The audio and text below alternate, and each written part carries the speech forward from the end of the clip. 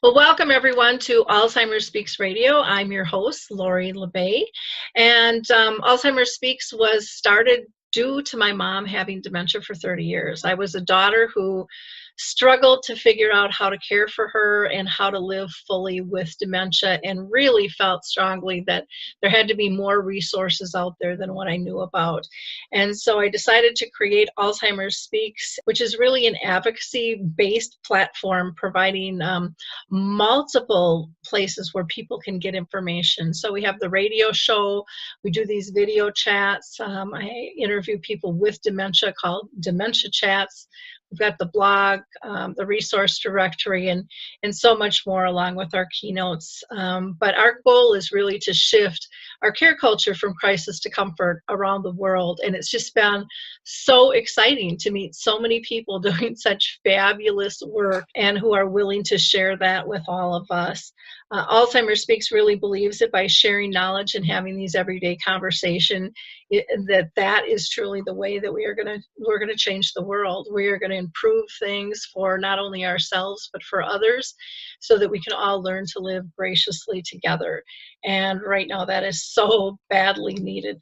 The other thing I've learned with dealing with dementia is that what's good for dementia is really good for everybody. So there really isn't a bad lesson wrapped in this disease unless you choose to jump down the rabbit hole. But there are always brilliant lessons to be learned, and that at our core that we believe collaboration is really our key. And again, that is something society is not doing well right now with, and that's such a beautiful gift. And so I have to thank each and every one of you. You see, your likes, your clicks, your shares with all of our various contents have gotten us recognized by Oprah, Maria Shriver, Dr. Oz, and it's been amazing for those things to happen. And that's not us, that is all of us working together as one to improve things. And it just shows the power of collaboration. And so again, I thank you for that, and I hope that you continue to like and share and click, because there's always somebody in our sphere of influence that's dealing with something that we can help with. And I know a lot of times we feel like we're 10 steps behind and we don't have enough knowledge, but there's always somebody else who we can help. And so if we keep that momentum going, knowing that we each have our own power of one to share, it's a pretty beautiful thing, and it gives us hope, and it refreshes our soul, and it just makes the world a better place. So thanks for being part of our community. I also want to invite you to be a guest on the show. Everybody has their own story, everybody has their own opinions, and here on Alzheimer Speaks Radio, we make a commitment that it's okay to agree to disagree, as long as we're respectful of that. And again, share your thoughts, share your knowledge. Maybe you are diagnosed with dementia. Maybe you are someone caring for a loved one. Maybe you're advocating. We've had Harvard research on the show. We've had singers and songwriters to movie directors to authors.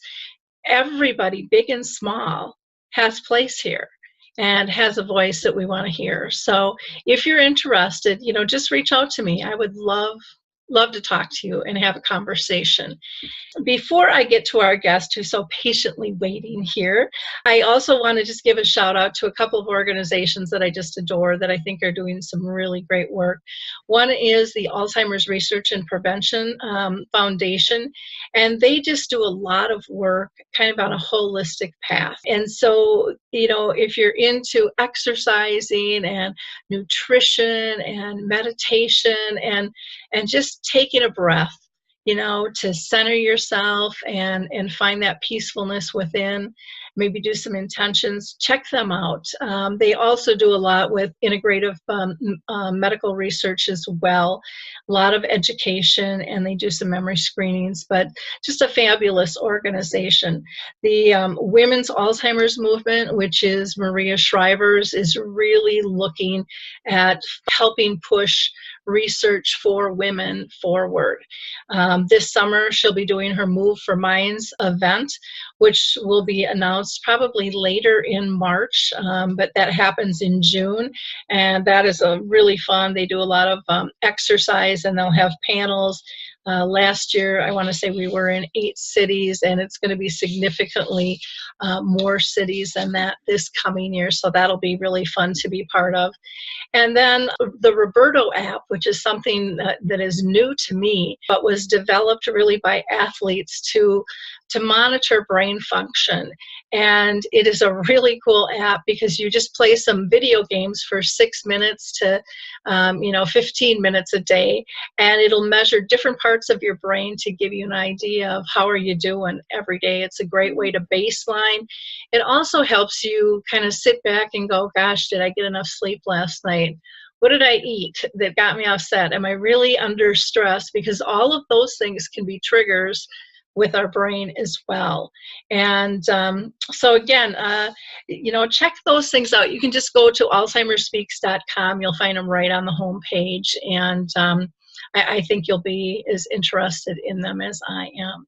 So let's get to our guest. Danita Bye is an author of a brand new book, and I've got to hold it up. You've got yours. I got little tags hanging out of mine. Mine has little stickies on it. Yeah, Millennials Matter, proven strategies for building your next gen leader. And this is just a such needed book and such a misunderstood, I think, generation that she really gives light to. Danita is really strong in leadership and sales development. She's a true expert, and her success has ranged from sales leader at the Xerox Corporation to private equity ownership roles. She has a Master's of Arts in Transformational Leadership, and she serves on Forbes Coach Council. And she's just fantastic. I've known her through the speaking industry for a long time now, and it's just really fun to reconnect with her. She is the mother of 3 millennials, and so we can't wait to have this conversation about Millennials Matter, because man, they really do. They really do, and they are going to have such a economic impact on all of us. And so it's important for us to understand how to work together. But before we get into the book, Danita, I always just like to ask everybody who's a guest, have you been touched by family or friends, anybody with dementia? Oh my, that's a great way to start out the conversation. My sister-in-law, who is 60 years old, was officially diagnosed with early onset Alzheimer's about a year ago. And we as family members had actually seen something coming on for about 10 years. Mm-hmm. And that is something that was very hard for the family to acknowledge and to see. Mm-hmm. So they went through a challenging journey, and then finally had a more official diagnosis about a year ago, and now are wrestling with that next stage about what they need to do. Yeah. So, and Kim is a friend of mine. Mm-hmm. Well, thank you for sharing. And that is not uncommon for people to be going through and struggling with that, especially at such a young age. Yeah. We're seeing more and more young individuals. In fact, when I do my dementia chats, I'm going to be 60 in a couple of years. Well, actually not even 2 years anymore. It's going to be closer to 1 year. And, when I interview people, no one could tell who has dementia, right? By talking to us or by looking at us, and it's amazing. And it's sad because many of the people with younger dementia are questioned. Oh, you can't have dementia. You look fine. It's kind of that invisible disease. And so we have to learn how to tackle that better. So thank you so much for sharing that. And then I have one other, my youngest millennial daughter, volunteers at a Alzheimer's home. Mm-hmm. one day a week. Okay, great. And so, and then she's been doing that for about 3 or 4 months.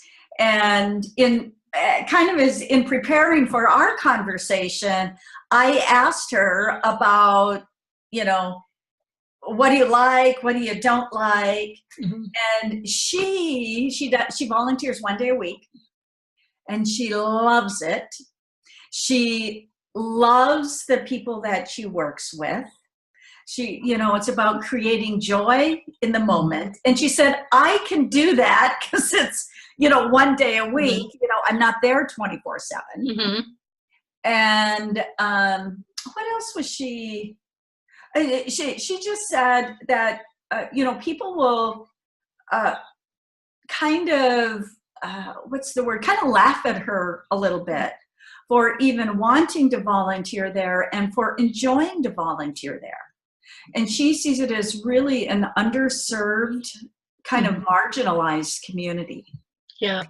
Well, and I think people laugh because they just don't know. They have this vision of end stages. Yes. And it's such an uncomfortable conversation when people aren't educated and don't know. And it comes off sideways. But I love that your daughter at that young age has the insight of creating joy and being in the moment. That was one of the biggest gifts my mom taught me was, you know, put your phone down and play again, Lori. You know, Wow. be with me. You Yes. know, and it was like, as an adult, you forget that. Anyways, I forgot how to play because I was too busy and being an adult. Yeah. You know, and taking care of all the important stuff. And, you know, then you lose out on some of the power of your relationship and that fun that fuels us, you know, to go forward and stuff. So lucky her that she's learned that. Yeah, you know, there were 2 other things that she noted, which were helpful for me. And I know that you and, you know, your listenership know this. She said that for her, there's also, she knows that she is, you know, providing, you know, joy, living in the moment. But she said for her, it's also meaningful and fulfilling that she is giving family members a little bit of a break. Because what she sees is just the tremendous burnout that can happen. Yep. You know, the burnout that happens with staff, the burnout with family members. And so anyway, I thought that was, again, interesting for a 25-year-old. Yep. Able to see that and note that. Yeah. Well, and you know, they always say when you give, you get more back. And, you know, when you can see what you're doing, it does fill your heart, you know, going, I do have purpose and I am helping and I am part of this community. That's huge. And I think we've lost that sense of community, that sense of, you know, being bigger than ourselves. Right. You know, truly being connected. And so good parenting there, you know, that she's got that. Yeah. I will give her all the credit. Oh, heck. Well, let's talk about your book here, Millennial Matters. What the heck inspired you to write this book? Because this is a big topic.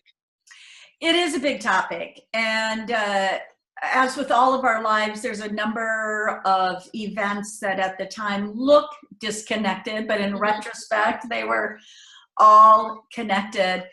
The conversation that finally caught and riveted my attention was a conversation with my son, Weston, who was 23, 24 at the time. I guess I should look in the book and get the exact date. But he had went to a leadership conference, the Willow Creek Global Leadership Conference, may be familiar with that. And it ends Saturday at noon, and I connected with him at 12:30 just to say, hey, what'd you think? What was interesting? And he was being a pretty typical, you know, ADD guy. That was a good speaker. No, that was interesting. And, you know, he was kind of flitting here and there. And then he stopped And it was as over the airwaves, his eyes locked with mine, and he said, "Mom, I have a message for you."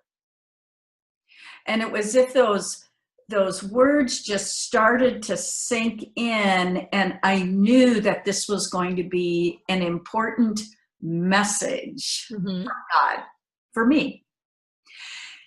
And he said, "Mom, you must prioritize passing your leadership, wisdom, and insight onto the next generation." Wow. And then he said, "Mom, gotta go. Talk to you later." Wow. He's off doing his world, and I'm left with these words that are just starting to like slowly imprint my DNA as I realize that this is important. And it was, I'm like many of us, I get this big long to-do list, and I'm checking things off and, accomplishing this and doing this. And so and this concept of millennials wasn't even on my list. It was nowhere on my to-do list. So this required me to kind of rethink things and to wrestle with, what do I do with it? Yeah. And so I started, there were a number of things that were shifts and changes that were going on at the time, which gave me a little bit more opportunity to write and to reflect on what were some of the lessons that I had learned that would be helpful for those of us who are leading and training and teaching the next generation. Wow. So, what an interesting way to write a book. I mean, and I can just see that too, a kid like giving you that message and then just flitting off. And then that's right. and it's a powerful message. It's a deep comment that needs your attention. And did he have any idea how powerful that was? No, he had no idea. He had none. It was about 6 to 8 weeks later that I was having a cup of coffee with him, and I said, "Weston," I says, "I've been thinking about your words," and I said, "Let's be real. Your generation you have so much access to great talking heads. Mm-hmm. I mean, you can go on YouTube and pull up anywhere, and they are incredible." Mm-hmm. And he said, "Yes, we do, Mom. Here's the problem. What we need are people who can come alongside us and walk with us and figure out what it all looks like in everyday life. That's what we're missing. That's what we need." And so as I, continued to reflect on it, that I feel is actually the call of the generation to all of us. Mm-hmm. In whatever we're doing, how do we, this relationship, how do we live and walk this out with the millennials in our life every day? Yeah. Well, it really is a beautiful message of learning to live graciously together. Yes. Sharing knowledge. I mean, it's just it's a basic thing that we've lost how to do because we've compartmentalized everything. And when you were doing your research and stuff on the book, what was like the biggest surprise to you? Because I think millennials get such a bad rap. You hear the word and people go, ew. Yeah. They just rolling the eyes. Yep. And they're rolling them right back at us, the oldies too. No. That's right. There were, I've got like 6 surprises, not just one. The first, as I started the research, I did talk to leaders and ask them what kind of concerns that they have. And 60% of the people had concerns. Now that number is actually interesting. 60% do, but that means 40% are doing okay. Mm-hmm. So I don't know. I would have thought with all the rolls of the eyes that you get, it'd be 100% we're having problems. Yeah, or dang close. Yeah. That's right. Yeah. Guess it's that squeaky wheel thing going That's on. right. That's right. That's right. And then the three categories that popped up. The first one was the area around character. Mm-hmm. And I have probably been sensitized to that because of my work with transformational leadership. And the concept with character is that everything that we are as leaders, everything that we are as people flows from who we are. And then it moves out and impacts all of our roles, all of our decisions, all of our relationships. It all starts here. Mm-hmm. So, you'd mentioned earlier in your intro monologue, about being centered. Mm-hmm. And that's because it all starts here. It all starts with how we're thinking and feeling and our character, and then flows out. So it was interesting that there was a kind of a cluster of concerns that were out there. Mm-hmm. That was the first one. And one of the reasons that it popped up to me is this statistic, which I think is fascinating. 91% of millennials want to be seen as leaders. Wow. That's a huge number. That is. So they have this leadership, what's the word that I'm looking for? Well, they see themselves as leaders. Mm-hmm. So as we're working with them in whatever capacity, is to recognize that they see themselves as that. So when we come to them with ideas, we can talk about, leaders wrestle with this. Mm-hmm. Leaders wrestle with character and making decisions about doing right, no matter what. That's what leaders think about. That's what leaders do. And so it's a place that we can tap into mm-hmm. and help them on their journey of becoming better leaders, better employees, and better people. 91%. Wow. Or even when we're asking our staff to do something, giving them the respect of the role that they're in to build that credibility instead of them feeling like we're pushing them down. Absolutely. And this is, I think, such a huge factor. It is in all positions, but healthcare is in such a crisis right now, right, in terms of attracting employees and keeping employees. And it gets down to really that care culture of a company, of how do we understand one another? How do we work together?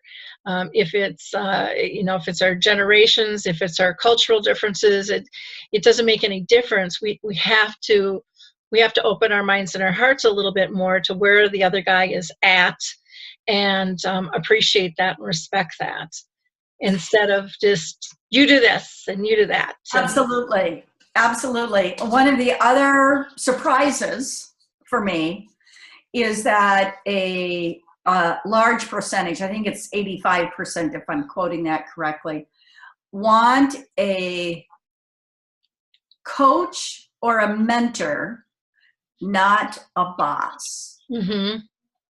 So that's what you're talking about, is that whole collaboration and relationship. And that was one of the key things that in our survey leaders talked about, is that so they had some concerns about millennials not being collaborative, not being able to communicate in difficult situations and conflict and with other team members on different generational issues. And if we're real about it, they have difficulty, but we also have difficulty. Yep. Well, and don't you think part of the difficulty is our societal standard of it's not okay to fail? So everyone is so protective of either not failing or judging when someone does, instead of saying failure is one of our biggest learning lessons and tools we have. You know, it's interesting you say that, Lori. We have, so my first 10 years were with Xerox Corporation in sales. And then my next 10 years was with I was part of a turnaround team for a medical device community. And we were the Davids up against 3 Goliaths. I mean, we were nothing. And yet our entire life savings is on the line. So you have to be creative and innovative. So as I'm building my team, one of the questions that I would routinely ask them as part of our weekly planning and staffing session is I would ask them, tell me about the biggest failure of the week. And I would ask what they learned. And then what were the nuggets that they were able to take away from that failure that they could use for the future. So as I think about how do we come alongside those we're mentoring and coaching and working with, we do have to celebrate failure. Yep. And learn the nuggets and use that failure as a stepping stone to move forward. And that's a place where we can come alongside and help them build their confidence and help them from a collaboration standpoint, because we're sharing back and forth. We're having a real live conversation. Yeah. Well, and I think for those bosses or leaders or mentors, whatever term you want to use with that, they have to be willing to show their vulnerability. That, you know, they didn't just hop out of bed and were this perfect little thing. You know, they've had their struggles, you know, and they'll continue to mess up and screw up because we're human. Yeah, that's right. And I think, you know, one of the things that I see in corporations so often is this need for perfection and these really strong line rules that they believe will stop failure, and they're taking tools away that are really necessary to improve and go to the next step, and they're in some ways making it worse. Yeah. You know, because it's cut the conversation back, or it's empowered people at different levels. And I love that whole coaching piece. I love the honesty of it. You know, it was interesting. I was visiting with someone just last week, and he says, you know, Danita, I really appreciate the book. He goes, I've got kind of an odd question. He says, you know, when I read through, he says, you just really mention a lot of times about how important it is for the mentor or the coach to be authentic and real. And he said, I'm curious why you did that. I mean, you did it a lot. And I said, well, as a matter of fact, I did. And I think, you know, it goes back to what you're saying, Lori. As baby boomers and some as Gen X, is that we were, our imprinting was to always put the best foot forward, to only show the good side. I mean, we were raised in this area with media that you've got commercials telling you that you have to have the perfect hair and the perfect teeth. And, you know, we've had this onslaught of our whole life that we have to have, you know, kind of be this perfect. And then we have this, you know, as the pendulum swings, we have this group of people who come up says, well, I don't like that. Yeah. I don't want that. I don't want to be like that.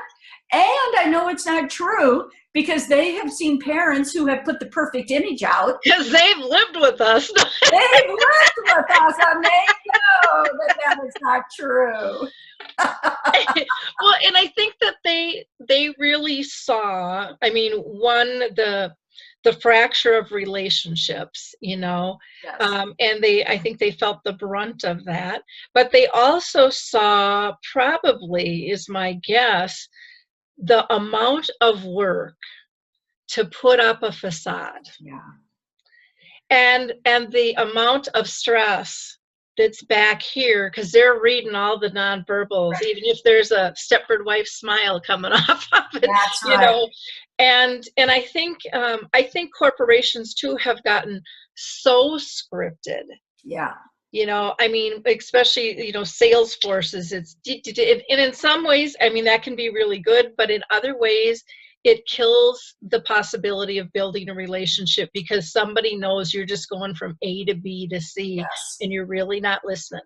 Yep, absolutely. You know, one of the stories that I tell in Millennials Matter is an aha that I had in my own life. I called it my navy blue suit aha. Mm-hmm.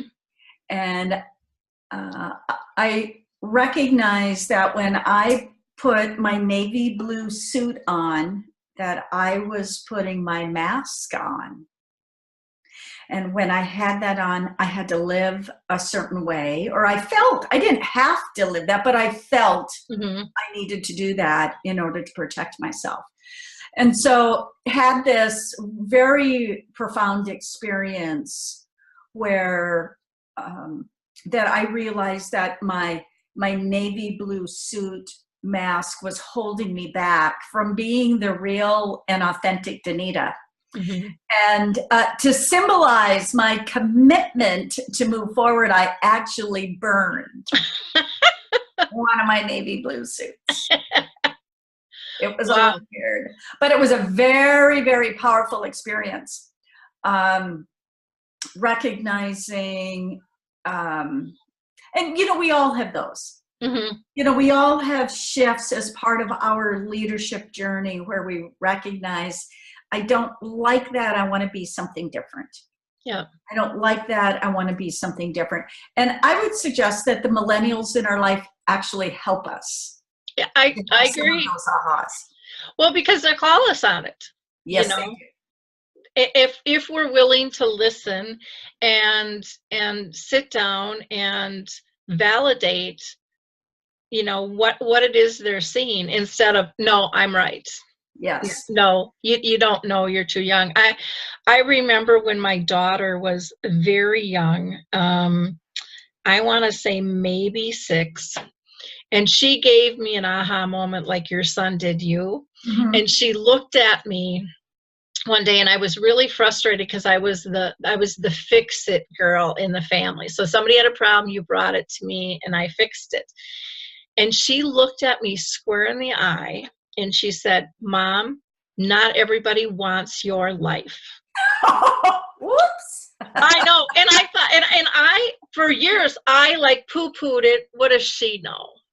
And then I had a revelation. Oh my gosh, I am really getting in the way of allowing other people to learn because I'm just trying to put them in my mold.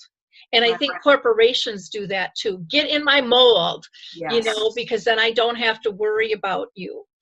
And you know, it's not natural to be in a mold for any of us. And we have to really understand the beauty of all of our differences and how we how we act, how we interact, and how we connect, and raise people up for our differences instead of being so fearful of Right. them. But I'll never forget that from a young kid of 6. And like I said, I look back now and go, wow, I wish I would have listened to that. Isn't that right? Ages ago, because she was right on the money. Yeah. Right on the money. So I think part of it is us validating them. I know many people think, well, they're just entitled, and, we've raised them, this way, and blah, blah, blah, blah. But, it, they are of such value to us as a community as a whole, as to us individually. And just like any other generation before them, they have a lot to learn and they have a lot to teach. They really do, really do. One of the other, going back to this coach, mentor versus boss, I was visiting with someone last week who had a number of salespeople, millennial salespeople, and she was just asking some advice. And she said, you know what? One of them came in and she was just complaining about how sad she was, like really sad, because she didn't have a boyfriend. Mm-hmm. And then she said, why do I care if she has a boyfriend or not? And why is she talking to me about that? I'm her boss. And do I have to listen to that? And yes, I'm going to reach back here because one of my favorite books, which is an old one, it's called The One Thing You Need to Know About Great Managing and Great Leading and Sustained Individual Success, from Marcus Buckingham. It's an older book. The key idea that I learned out of here is that as a great manager, you have to care about your people. And that's what the Gallup organization, all their research talks about, that if you wanted people to bring their whole selves to work, you have to care about them. You have to care about the whole person. You have to care about the whole person. You just can't care if they're going to hit the number. You have to care about the whole person. Yeah. And so as other generations, we would put up with someone if they didn't care about us. Mm-hmm. But this generation isn't going to put up with it. No. Because they can find someone who will care about them. Well, and they've seen what the disconnect has cost. Yes. And they're not willing to lay down to that and give that up. Right. It's really important. I know when I was younger, I had a boss who was like the perfect mentor. She had a red pen I hated, but and I'm still friends with her. This group of women, we get together. It's been 35 years. We get together once a month for dinner, and which is just incredible. But Jan was a woman who she had this open door policy, which I loved, because I think people hide behind an open door saying, of course I have an open door policy, but they really don't. And Jan's policy was this: you can walk in and you can talk to me about anything and you can complain about anything, as long as you are willing to come forth with some solutions. They don't have to be perfect, but I want you involved. If we're going to change this, I want you involved in it. And that was so empowering. She also had this other philosophy that if you're going to have the responsibility, then you have to have the authority with it. And I think many times we give people the responsibility, but we don't trust them to give them the authority. And for me, it was like such an eye-opener. And I would go into her literally every 6 to 9 months and say, Jan, I'm a clog in the wheel. I need this authority to go to my staff. And she'd say, well, then you're not going to have a job. And I'm like, it's okay, but I can't be a clog in the wheel. And Right. she would say, well, what else do you see that needs fixing? What else? And so my job constantly changed, but she, as an employee, she allowed me to grow and allowed me to be a power changer and an engager within our company, so that more people had buy-in, more people felt empowered. And I don't think that that's ever changed. I think we backed off from it. We took less, and this generation is saying, no, we need that back full force. I appreciate what you're saying, because one of the ways that I've led and worked, and then one of the ideas that I mentioned in Millennials Matter. The Millennials Matter is really, I call it kind of a toolkit and a reference manual. Mm-hmm. Because my goal was that if you're stuck, you could go turn to a page and pick up with some practical ideas to do that day. Mm-hmm. So one of those practical ideas is exactly what you said. When so at my medical device company, people would come to me with a problem, and I would go, great. Why don't you go back and come to me with 3 alternative solutions? Mm-hmm. And then we'll sit down and we'll brainstorm through those and see what we come up with. And of course, they would roll their eyes at me. Mm-hmm. Now I got to do your job. No. So after they rolled their eyes at me, they'd come back and they'd come up with, I didn't want them to come back with one solution, because if they came back with one, then that meant I was supposed to implement their one. Yeah. But I wanted to stimulate their creative juices. And so had they come back with 3, and then we'd come down, and then we use those 3 as a springboard to even come up with more. Yeah. And so what that allows you, from the way that I've captured it is it helps us to have some catalytic conversations. What I appreciate what you're saying is that it's really empowering to the employee. Yeah. Yeah. Well, and it really, it gets the juices flowing to creativity, which, I mean, there's nothing worse than a company that's going stagnant. Absolutely.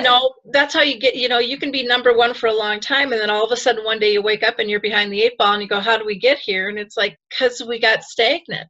We didn't continue to be fluid with things. And I just think that that's so powerful. I think the other thing is, when we have these authentic conversations that the millennials are going to really force us to do in the workforce here, I think it's going to alleviate a lot of stress that people are carrying because of the facades that are going on, or the miscommunications. I don't know for you, but the more authentic I get, the easier and the calmer my life is. Mm-hmm. Mm-hmm. And then the more creative, the more energy I have. Versus when you're really stressed, sometimes the stress will just paralyze you. Yeah. And that's not good. That's not good for an individual. It's not good for a corporation. And so I think you've got just such great insights in your book that will help, all organizations and individuals, period. One of the areas that so the book is divided into 6 sections.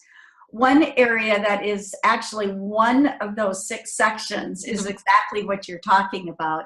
And I've called it proactive self-care. Mm-hmm. So what I'm talking about is, how do we develop a rhythm within our life where we can pull back and reflect, see things on a big picture perspective, look at how we're handling things. Do we like it? Do we not like it? What do we want to change? What do we want to shift? And the observation that I've had is that every single leader whom I respect has some rhythm that's built into their life for reflect and to take care of how they're doing internally. Mm-hmm. And so that's important for us. And I believe that it's also important for us to mentor and come alongside with our millennial leaders. Mm-hmm. It's a crazy world out there. I mean, we are hooked to this all the time.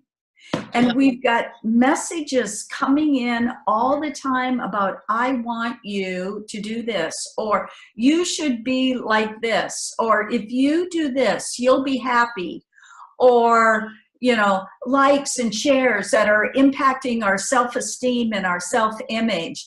And there's just massive onslaught of media that we,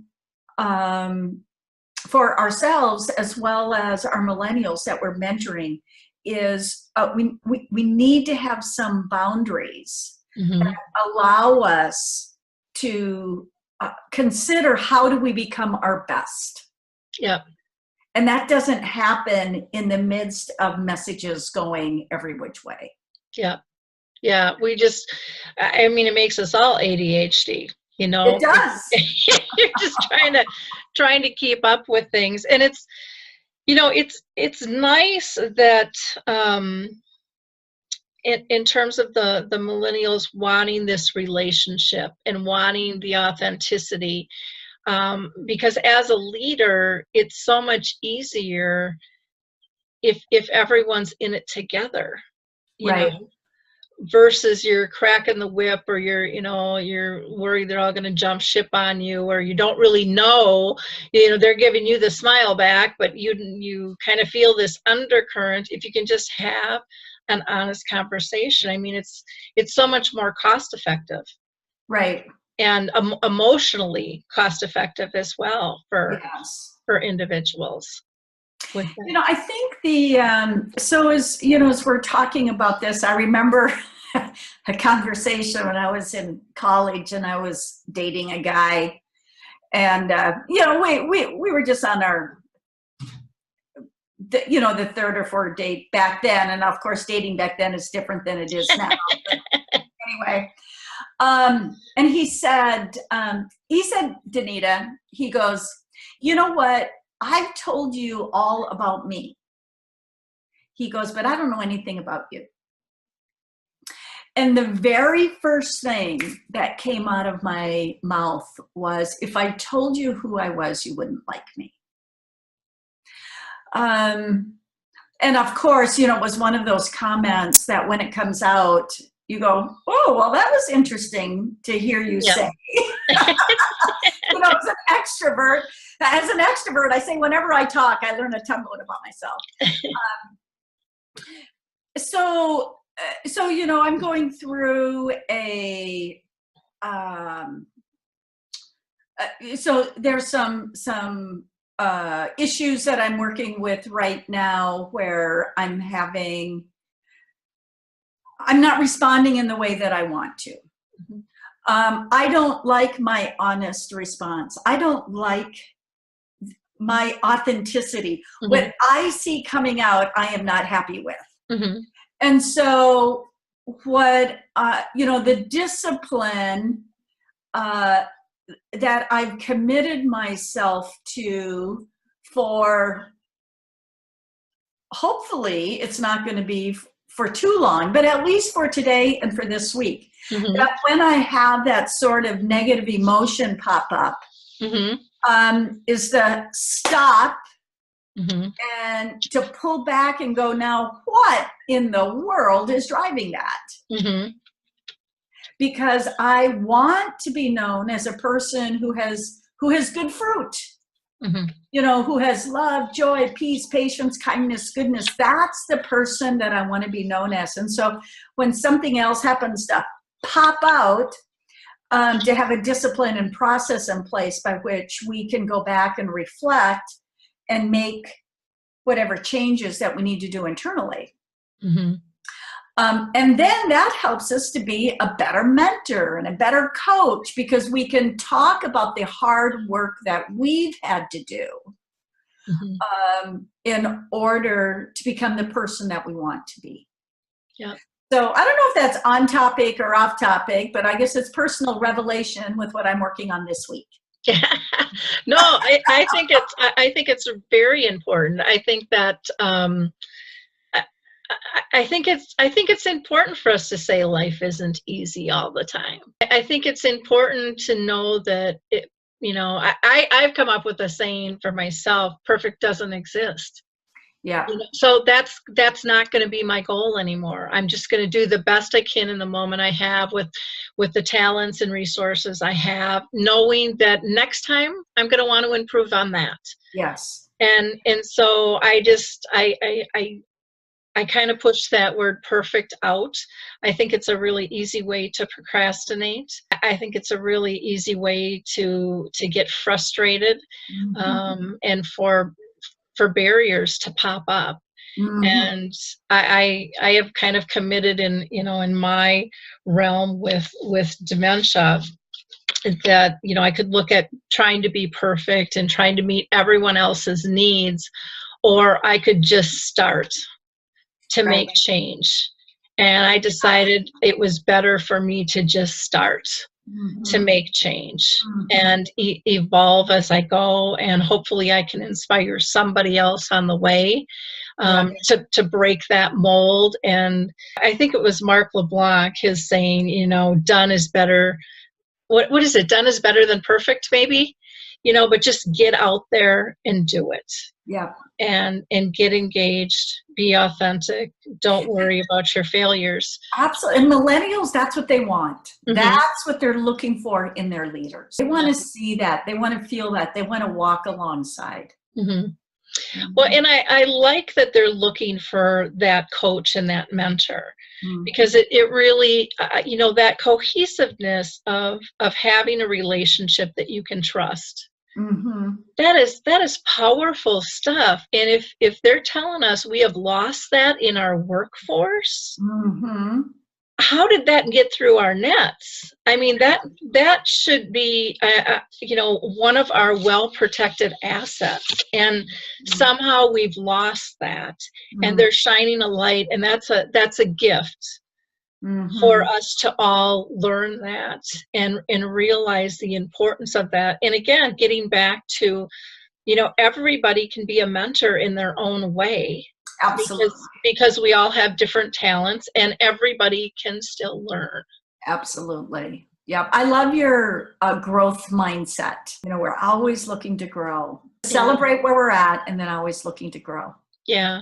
And it's, and to I think watch yourself from not going down the rabbit hole too easy, because it's really easy to not only let others judge us, but to judge ourselves overly harshly. And know that, okay, I went down the rabbit hole, but now I need to get centered again. I need to move forward.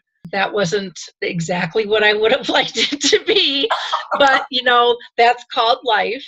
And let's move forward, and let's do better next time. Let's ask people for input and not be ashamed that it happened. But, if we truly, honestly want to improve, we're foolish to think we have all the answers ourselves. Right. It takes a village. We have one of the other stories I tell in Millennials Matter is I had another aha. I had, and as part of this, I called it break the negative chains of thinking. So I decided, I was reading a book, and the author had suggested that you write down all of the negative beliefs that you have. And I kind of rolled my eyes at the author, because for people who know me, I look like I'm confident and I'm always happy, it seems like. And I actually thought, I'll see if I can list 2 or 3. Well, I started writing, and the first one that came out was, I am fat. I'm not smart. I'm not funny. And then I kept going for 7 pages. Oh my gosh. In my journal. Oh my gosh. I was stunned at all this junk that was coming out that, I mean, I'm like, where did that even come from? Mm-hmm. And I didn't even know that it was somehow unconsciously, subconsciously impacting my behavior. Mm-hmm. And so obviously that was a huge aha experience for me, to recognize what I come to believe is all of those are lies. Mm-hmm. You know, come to recognize that all of those were lies, recognize that they were damaged, that that's not the future that I wanted. And then to install truth about who I am and my gifts and my talents and my calling and my passion. Because that's who I want to be. I want to be a person who operates and flows out of truth. And as we know, that is a lifelong process. And so periodically I'll actually go back to that exercise Mm-hmm. and start writing and to see what comes out. Yeah. You know, Yeah. What a great way to get it out, you know. I mean, physically get it out. And I would almost take it another step and just do almost like a burning ceremony and pray with it and go, you are released, you know. You are released. Well, no room in the house. No. Well, I burned my navy blue suit. Yeah. So I actually like burning ceremonies. You know, and then replace it with the other, you know, that is, I think sometimes we are so closed, because we feel like we have to be scripted, and we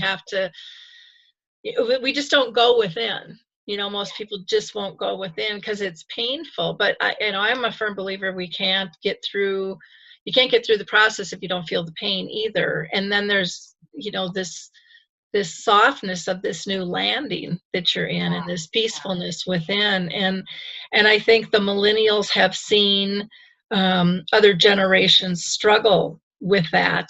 Mm-hmm. And they're just like, it doesn't have to be that hard. You know, we don't have to be, we don't have to look at ourselves as imperfect. Mm-hmm. You know, we're people. Yeah. We're people. Yeah. Yeah. Wrapped in a real big package. What is your call to action for leaders in businesses with this book? What would you like them to do? Well, I would love if they would pick up Millennials Matter, and they can go to my website. They can either go to Amazon.com, or if they go to DanitaBye.com, DANITA and then BYE, I will get them an autographed copy. And the way that I envision people using the book is that they would, first of all, there's many books, you read the first 18 pages and you've read the whole book. They just, the author just keeps regurgitating. Not the case. This is filled with new leadership concept, tools, tips, talk tracks from beginning to end. And so each chapter is short, maybe 5 or 6 pages.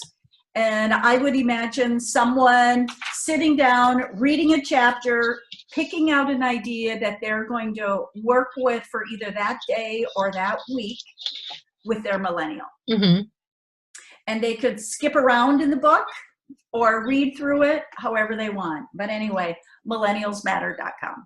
Great. Well, I love the way you've designed the book, because it really can be the new Bible for people. Like you said, you can read the whole thing, or you can go back and use it as a resource, or even exercises with your team, I think would be really interesting as well. just that deeper look at self and how we relate to one another. So kudos to you. I think it's going to be a game changer for those who pick it up and really take it to heart. And well, here's the other thing, Lori. The feedback that I'm getting is that it's one of the first books and the only books that has a positive view of millennials. Mm-hmm. And so they do matter. Yeah, and nobody wants the doom and gloom. How does it help us? Yeah, exactly. Well, I appreciate all of your time today. This has been just a great conversation. And again, you can go to Danita's website. That's DANITA, and then Bye, BYE.com. Or you can always email her at Danita@DanitaBye.com. And so she's just a doll. She's filled with tons of great energy and insights, and I'm sure she would love to work with your organization and help you through the process here. And I really, truly hope that healthcare leaders are listening. This is a book I think that can really shift their care culture, as a whole, because it opens the door to authenticity. I know every company thinks they're authentic, but if you ever walk through someone else's, you can see the dents and the bruises where they're not. And that same thing is happening in your own companies. And it's just learning to work with those blemishes and kind of polish it up again, and get more life and more purpose, and just that sense of team working together. I think it is so needed and so called for, and this will help. This will definitely help. So thank you. Good. Sounds great. Thank you so much. It's been a delight to work with you. Thanks for all the good work that you and your listeners are doing out there. Great.